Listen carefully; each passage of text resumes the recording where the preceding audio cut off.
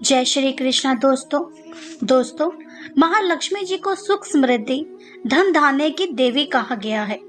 जो माँ लक्ष्मी का व्रत रखता है और उनकी कथा सुनता है उस पर माँ लक्ष्मी की कृपा हमेशा बनी रहती है। दीपावली के दिन माँ लक्ष्मी का व्रत रखा जाता है।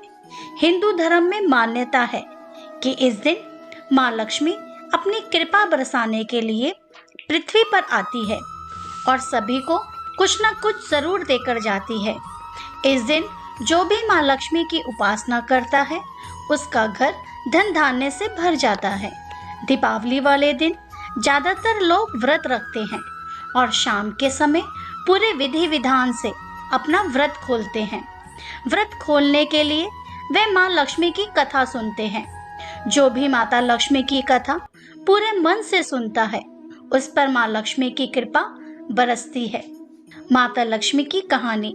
एक गांव में एक साहूकार रहता था। साहूकार के एक बेटी थी।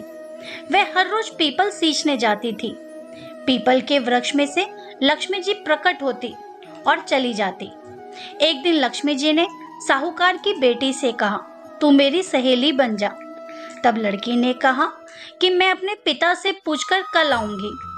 साहूकार की बेटी ने घर जाकर अपने पिता को सारी बात कह दी। तब उसके पिताजी बोले, वह तो लक्ष्मी जी है, अपने को और क्या चाहिए, तू लक्ष्मी जी की सहेली बन जा। दूसरे दिन वह लड़की फिर गई। तब लक्ष्मी जी पीपल के पेड़ से निकलकर आई और कहा, सहेली बन जा। तो लड़की ने कहा, बन जाऊंगी, और दोनों सहेली बन गई। लक्ष्मी जी ने उसको खाने का न्योता दिया। घर आकर लड़की ने माँ बाप को कहा कि मेरी सहेली ने मुझे खाने का न्योता दिया है। तब बाप ने कहा कि सहेली की चिमने जाइयो, पर घर को संभाल कर आना। तब वह लक्ष्मी जी के यहाँ चिमने गई तो लक्ष्मी जी ने उसे शाल दुशाला ओढ़ने के लिए दिया, रुपए दिए, सोने की चौकी दी, सोने की थाली में 36 प्रकार का भोजन करा दिया। जिम कर जब वह जाने लगी तो लक्ष्मी जी ने पल्ला पकड़ लिया और कहा कि मैं भी तेरे घर चिमने आऊंगी। तो उसने कहा, आ जाइयो। वे घर जाकर चुपचाप बैठ गई। तब बाप ने पूछा, बेटी सहेली के यहाँ जिम कर आ गई और तू उदास क्यों बैठी है?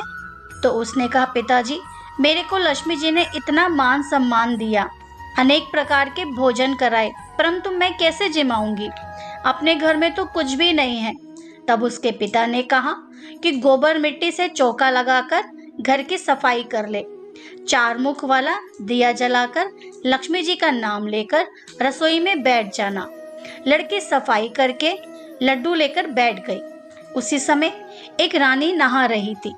उसका नौलखा हार चील उठाकर ले गई और उसके घर वह नौलखा हार डाल गई और उसका लड्डू ले गई। बाद में वह हार को तोड़कर बाजार में गई और सामान लाने लगी। तो सुनार ने पूछा कि क्या चाहिए? तो उसने कहा, सोने की चौकी, सोने का थाल, शाल दुशाला दो, मोहर दी और सामग्री ली। 36 प्रकार का भोजन हो जाए इतना सामान दो। सारी चीजें लेकर बहुत तैयारी करी और रसोई बनाई। तब गणेश जी से कहा कि लक्ष्मी जी को बुलाओ। आगे आगे गणेश जी और पीछे पीछे लक्ष्मी जी आई।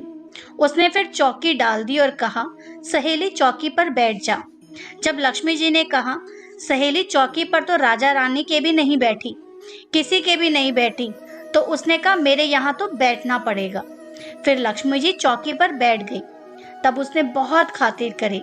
जैसे लक्ष्मी जी ने करी थी वैसे ही उसने भी करी।